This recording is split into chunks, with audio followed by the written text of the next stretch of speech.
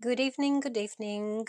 We'll start our live sessions, which I do hope I'm going to run daily, by doing a little blossom flower. So I'm going to use a 22 gauge wire, and I will start making a yellow center using some gum paste.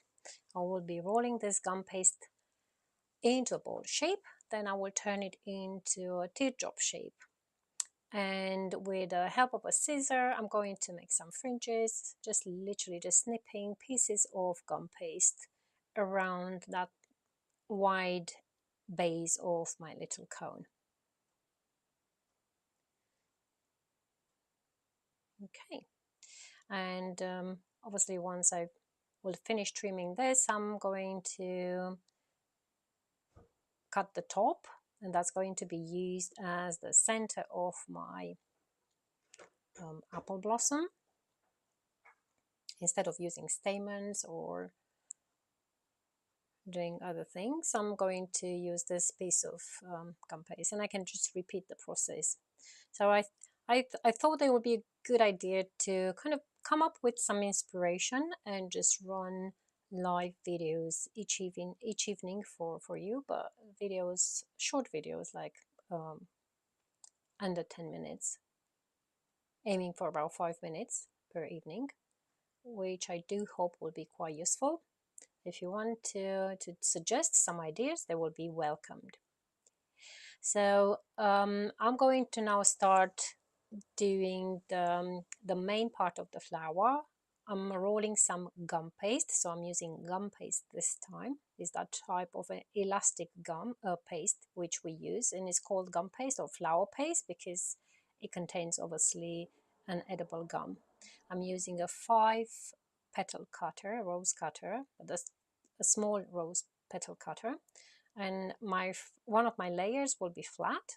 Now the second layer, I'm going to start by rolling the paste into a ball shape. Then I will turn it into a cone shape.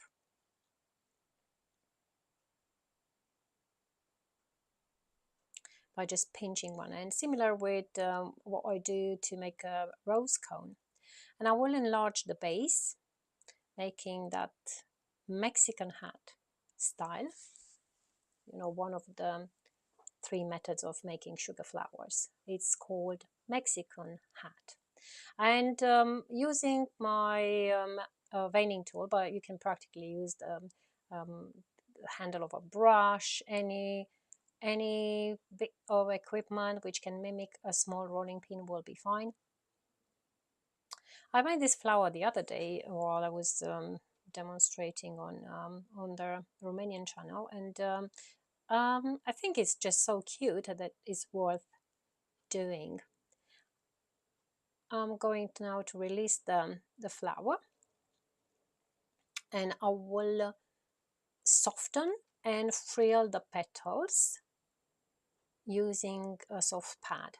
You do remember, probably whenever you cut, you have to use a hard surface. Whenever you smooth or frill, you use a soft surface. And just by going backwards and forwards with movements and applying pressure using a round tool, either the Dresden tool or the cone tool, the ball tool. My preferred one is the Dresden tool, but you can go along with any round tool which you might have in your cake decorating kit. If not, just a toothpick will help you to put those frills. That's called frilling, obviously, because we put frills on the petals. It just makes this frilling process makes the petals to look more like real. I'm going to add some glue. Obviously, if you don't have glue, you can use egg white, even a little touch of water. Now I'm going to use my tool as I've got it handy, put a touch, but a super tiny touch of glue. Then I will layer the second. In fact, I will just put the wire first.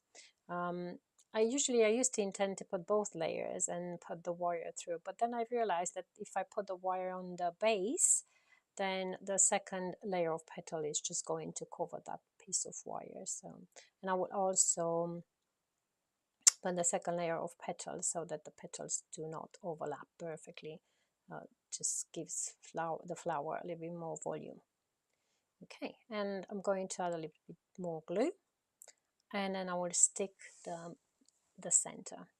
Okay, if the center looks a little bit too big for you, you can take the yellow thing and reduce it to a smaller amount. Maybe just keep whatever, you know, just keep whatever amount you feel it looks good. And now to separate the petals, you have to flip the flower upside down and just lift the petals. That's just going to give a little bit more volume to the flower. And you will make it to look quite nice. Quite nice. Okay, so this is our little flower which we've been created. Hope you've enjoyed the little tutorial, the short tutorial, and you will join me again tomorrow evening. Have a lovely evening.